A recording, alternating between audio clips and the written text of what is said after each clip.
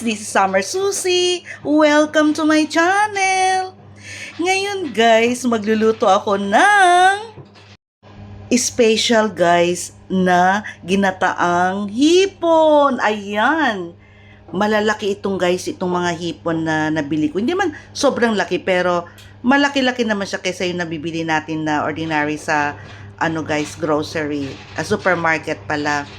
So, ituturo ko sa inyo yung yung mga ingredients ko. So, guys, yung mga ingredients natin, of course, itong kalabasa, ayan.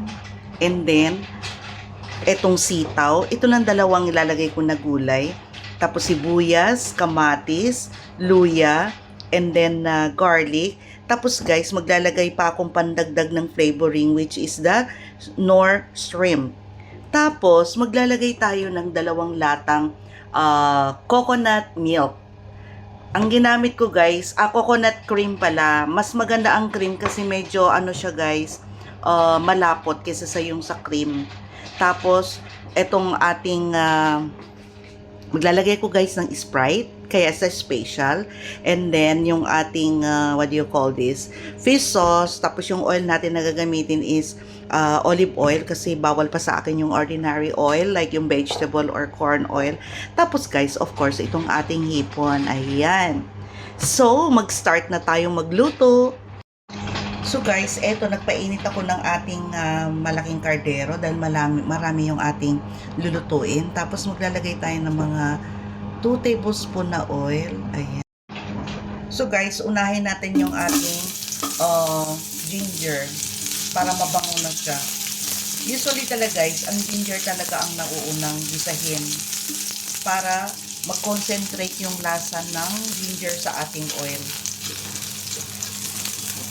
Yung iba naman, kaya nila inuuna to para pag mag-brown na siya, tatanggalin na lang nila dahil ayaw nila yung nakakain ng ginger. And then, we will put the onion.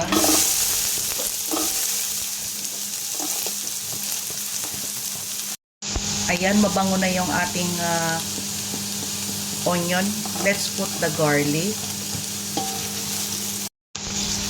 Ayan, nangangamoy na yung ating garlic. Ilalagay na natin ang ating tomato.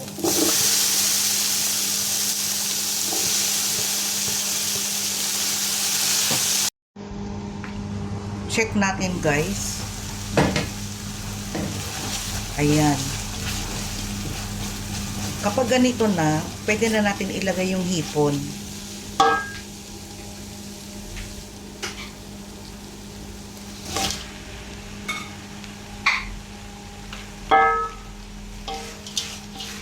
And then i-mix natin. So, lutuin lang natin itong hipon hanggang siya ay magiging orange color. Takpan natin. Let us check.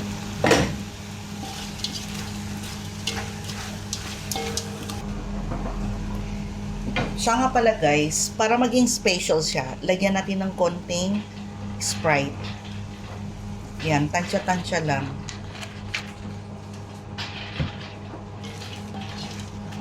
And then haluin para maging matamis na yung ating hipon. Then takpan na natin. Let us simmer for about 1 minute more. After 1 minute, ayan, lahat na sila orange. So, kapag ganito na guys, tatanggalin na natin itong ating hipon. I-separate natin to. So, babawasan natin to bago natin ilagay ang gulay. Kasi, kapag kasama ito guys, sa pagluto ng mga gulay, magiging chewing gum ito later on. Kasi ang gulay, matagal pa natin lulutuin yun. So, eto siya lahat. So, maglalagay na tayo ng gata. So, you see guys, napaka-sticky niya. At maganda rin kasi itong brand na to. Ang tatak niya is Thai Delight Coconut Cream. Ayan. So guys, ito nilagyan ko ng Sprite, half ng lata na to. So imimix ko lang siya.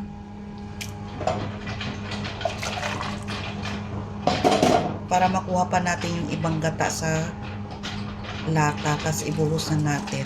Yan. So i-mix natin. Ngayon, tatakpan natin to, pakuluin bago ilagay yung ating gulay. Titimplahan ko na rin ito.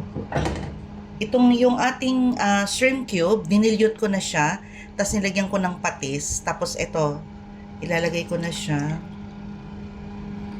para mag-concentrate yung lasa.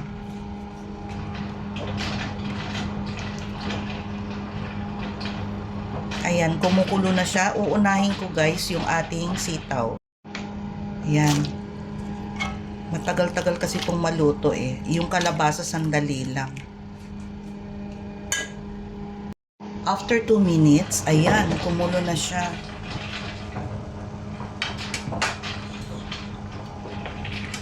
Lalagyan ko guys ito ng suka para maglalaban ang asim at saka tamis and alat. 2 kutsara. Yan. Hintayin lang natin mag-evaporate. Maglalagay na ako ng fish sauce.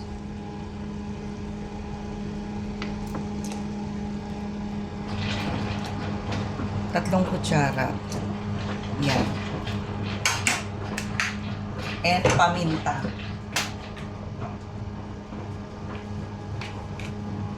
Yan. Gusto namin medyo maanghang-anghang. After that guys, ilalagay na natin yung ating gulay na kalabasa or the red squash. Ayan. Kita nyo guys. Itong sabaw na to, matutuyo din to mamaya. Sipsipin ng ating kalabasa or red squash. Takpan natin and simmer natin for about 2 to 3 minutes. Guys, after 3 minutes guys, ayan na siya.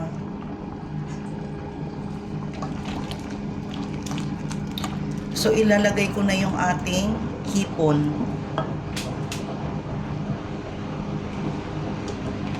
Ayan.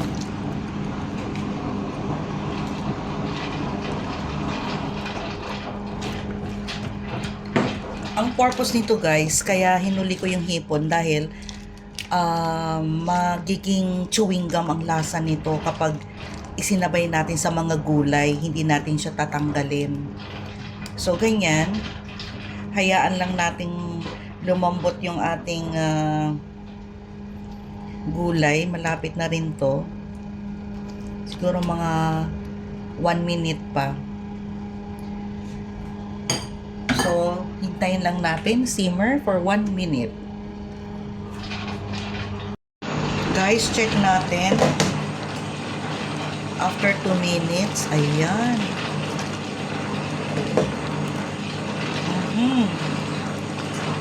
Tingnan natin kung malambot na yung ating... Oh, lambot na siya. Tikman natin. Tikman din natin ang lasa ng ating sabaw, kung tama ng lasa.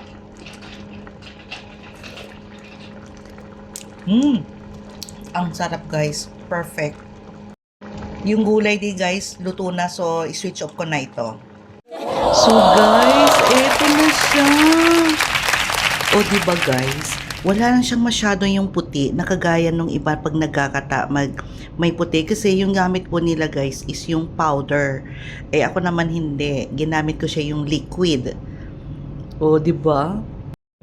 Ang sarap niya guys, grabe. Kasi nilagyan natin siya ng Sprite para pang patamis, para malasa. So guys, ano pang hinihintay ninyo? Gayahin na tong aking recipe, which is ginataang hipon. O, di ba?